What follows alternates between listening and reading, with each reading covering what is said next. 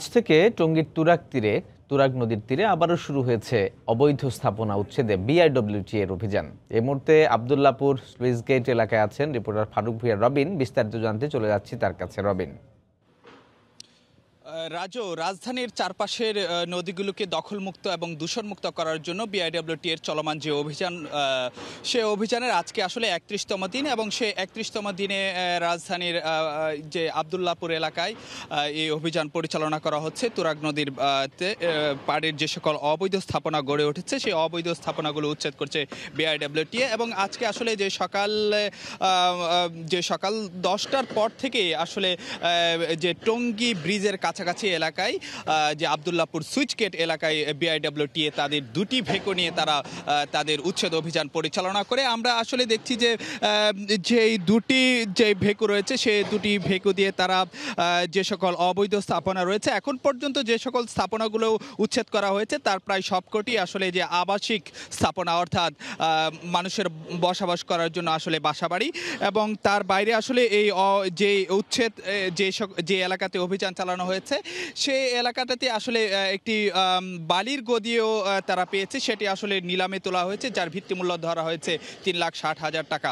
BIWT কর্মকর্তারা বলছেন যে তারা আসলে এই আজকে দিনভর টঙ্গী ব্রিজ এলাকা যে আশেপাশের যে এলাকা আছে সেই এলাকাতে তারা তাদের অবৈধ স্থাপনা যেগুলো রয়েছে সেগুলোতে উচ্ছেদ অভিযান পরিচালনা করবেন। এবং যে সকল স্থাপনাগুলো এর মধ্যে কিছু ব্যবসা প্রতিষ্ঠান অর্থাৎ শিল্প প্রতিষ্ঠানও রয়েছে এমনটি আমরা জানতে পেরেছি।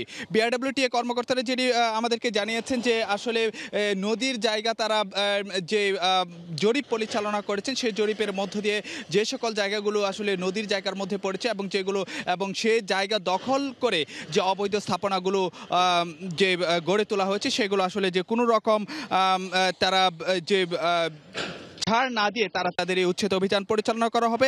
একটি তথ্য যদি রাজু আপনাকে জানাতে চাই, এখন পর্যন্ত যে 30 কার্য দিবস, এর আগের যে 30 কার্য দিবস উচ্ছেদ অভিযান পরিচালনা করা হয়েছে সেই 30 কার্য দিবসে যে ৩,২০০টির মতন অবৈধ স্থাপনা উচ্ছেদ করা হয়েছে, তার বাইরেও প্রায় এবং যে এই অবৈধ স্থাপনা উচ্ছেদ করে বিআইডব্লিউটি বুড়িগঙ্গা এবং তুরাগের 81 একর জায়গা আসলে দখলমুক্ত করে নদীর জায়গা নদীকে ফিরিয়ে দিয়েছেন। বিআইডব্লিউটি কর্মকর্তারা তারা যেটি আশা প্রকাশ করেছেন যে এই যে নদীর জায়গাগুলো যদি যে দখলমুক্ত করা হয় তাহলে যে নদী আসলে যে ঢাকার যে চারপাশে যে নদীগুলো আছে সেগুলো আবারও প্রাণ ফিরে পাবে।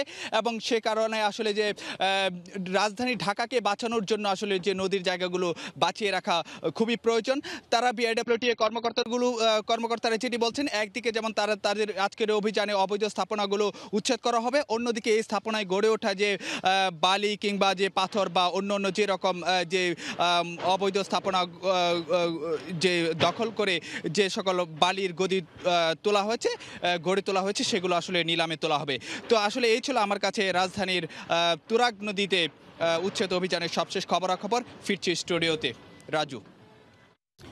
আজ থেকে টঙ্গীর তুরাগ তীরে আবারও শুরু হয়েছে বিআইডব্লিউটি এর অবৈধ স্থাপনা উচ্ছেদ অভিযান।